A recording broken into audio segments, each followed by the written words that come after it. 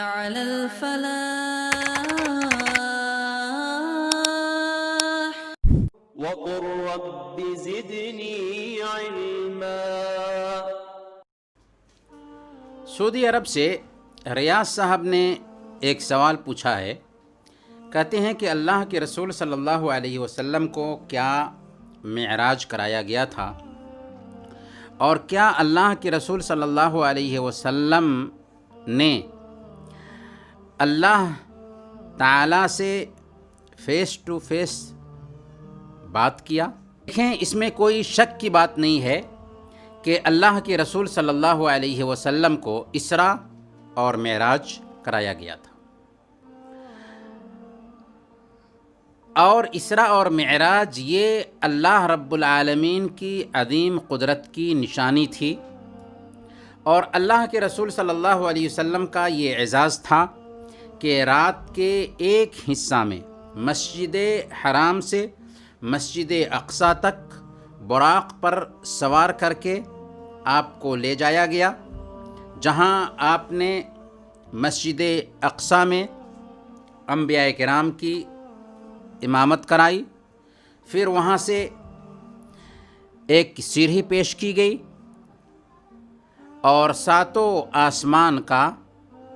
آپ کو سیر کرایا گیا، جس میں آپ نے جنت اور جہنم کے مناظر بھی دیکھے. پھر ساتوں آسمان سے اوپر لے جایا گیا، جہاں آپ نے اللہ رب العالمین سے پردے کی اوٹ میں باتیں کی. اسی سفر میں 50 وقت کی نمازیں فرض ہوئیں، لیکن اللہ تعالیٰ سے اللہ کے نبی صلی اللہ علیہ وسلم تخفیف کراتے رہے. موسیٰ علیہ السلام کے مشورہ کے بعد یہاں تک کہ وہ نمازیں 5 وقت کی کر دی گئیں، لیکن اجر و ثواب 50 وقت کی نماز کا ہی رکھا گیا. اور صحیح بات یہی ہے کہ یہ جو معراج کا سفر تھا یہ جسمانی تھا، روحانی نہیں تھا، خواب کی حالت میں نہیں تھا، ورنہ اس میں کوئی تعجب کی بات نہ تھی.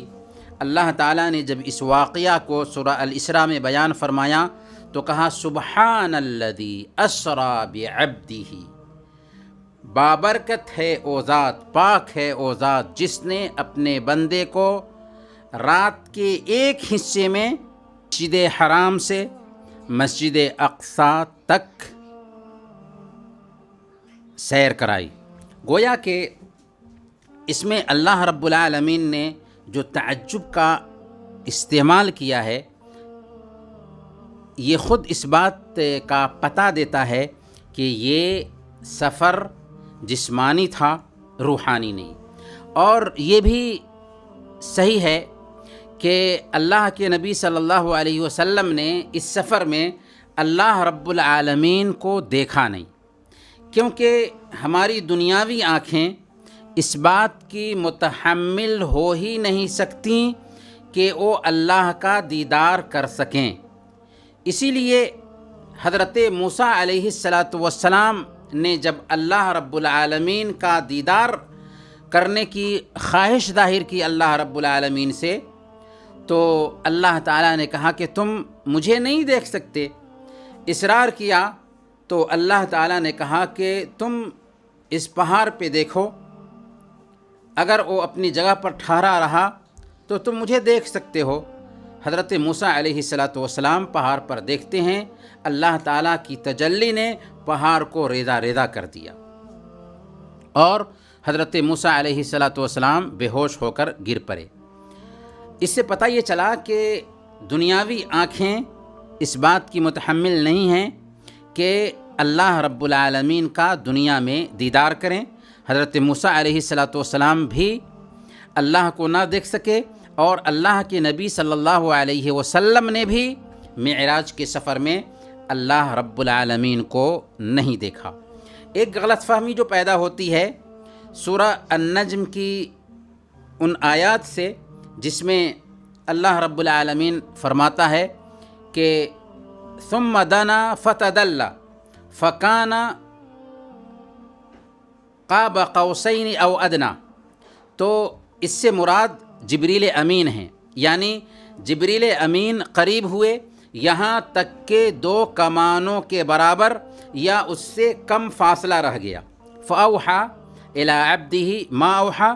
تب اس نے یعنی جبریل علیہ السلام نے اللہ کے بندے یعنی محمد صلی اللہ علیہ وسلم کو وہی پہنچائی جو بھی اسے پہنچانی تھی۔ اسی طریقے سے اللہ رب العالمین نے آگے جو فرمایا کہ وَلَقَدْ رَآهُ نَزْلَةً أُخْرَى عِنْدَ سِدْرَةِ الْمُنْتَهَى، تو سدرۃ المنتہا کے پاس سے دیکھنے کی جو بات ہے یہ جبریل علیہ السلام کو ہی دیکھنا ہے۔ اور صحیح مسلم کی روایت ہے، حضرت ابوذر رضی اللہ تعالیٰ عنہ کا بیان ہے کہ میں نے اللہ کے نبی صلی اللہ علیہ وسلم سے پوچھا کہ هل رأیت ربک، کہ کیا آپ نے معراج کی رات اپنے رب کو دیکھا؟ تو آپ نے 2 ٹوک جواب دیا کہ میں نے نور دیکھا، نور رأیتہ، نور دیکھا، گویا کہ اللہ رب العالمین کا اللہ کے نبی صلی اللہ علیہ وسلم نے دیدار نہیں کیا۔ آپ نے بتا دیا کہ ہم نے اللہ کو نہیں دیکھا بلکہ نور دیکھا۔ اسی طریقے سے صحیح بخاری کی روایت میں آتا ہے، حضرت عائشہ صدیقہ رضی اللہ تعالی عنہ بیان فرماتی ہیں کہ من حدثک ان محمدا صلی اللہ علیہ وسلم رأى ربہ فقد کذب وہو یقول لا تدرکہ الابصار، کہ جس آدمی نے تم سے یہ بیان کیا کہ محمد صلی اللہ علیہ وسلم نے اپنے رب کو دیکھا ہے تو اس نے جھوٹ بولا، کیونکہ وہ خود کہتا ہے کہ لا تدرکہ الابصار وہو یدرک الابصار، کہ نگاہیں اس کو نہیں پا سکتی اور وہ نگاہوں کو پا لیتا ہے۔ تو خلاصہ یہ سمجھیں کہ نہ تو کسی نبی نے اللہ رب العالمین کا دنیا میں دیدار کیا اور نہ ہی اللہ کے نبی صلی اللہ علیہ وسلم نے معراج کی رات اللہ رب العالمین کا دیدار کیا۔ لیکن یہ نفی جو ہے نا، دیدار کی نفی دنیا میں ہے، ورنہ آخرت میں سارے انبیاء، سارے جنتی اللہ رب العالمین کا دیدار کریں گے، اور جنت میں سب سے عظیم نعمت جنتیوں کے لیے اللہ رب العالمین کا دیدار ہی ہوگی۔ اسی لیے اللہ رب العالمین نے قرآن کریم میں بیان فرمایا وجوہ یومئذ ناظرہ الی ربہا ناظرہ، کہ اس روز کچھ چہرے تر و تازہ ہوں گے، اپنے رب کی طرف دیکھ رہے ہوں گے۔ گویا کہ دنیا میں تو ہماری آنکھیں اس بات کی متحمل نہیں ہیں کہ اللہ تعالیٰ کو دیکھ سکیں، لیکن جنت میں ہم اللہ رب العالمین کا دیدار ضرور کریں گے۔